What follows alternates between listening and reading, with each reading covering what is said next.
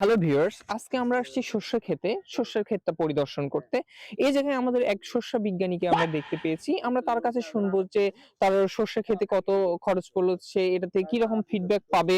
এই বিষয়ে আমরা আজকে শস্য গবেষকদের কাছ থেকে আমরা সে বিষয়টা জানবো। হ্যাঁ স্যার, আর যদি আপনি বলতেন। জি, জি, জি। হ্যাঁ, হ্যাঁ, হ্যাঁ। হুম, হুম।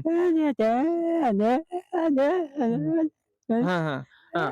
এই আমরা জানবো যে তার এই বুদ্ধিটা কোথা থেকে আসলো? তিনি কি এঞ্জের বাগানের তরতাজা সবজি খেয়ে বুদ্ধি Nice. পাইছে কিনা? হুম, হ্যাঁ, তিনি এঞ্জের বাগানের তরতাজা সবজি খেয়ে তার এই বুদ্ধিটা হইছে যে এরকম একটা শস্যের ক্ষেত দেওয়ার জন্য। হ্যাঁ?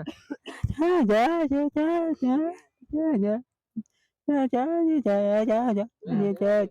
হ্যাঁ, তিনি তিনি যেটা বলতে চাচ্ছে যে খুব কম খরচে বেশি উৎপাদন করা সম্ভব এঞ্জের বাগানের সবজি সেবন করে তার যে বুদ্ধি হয়েছে, সে বুদ্ধি থেকে তিনি কিন্তু এই বড় একটা প্রজেক্টের সিদ্ধান্ত নিয়েছে।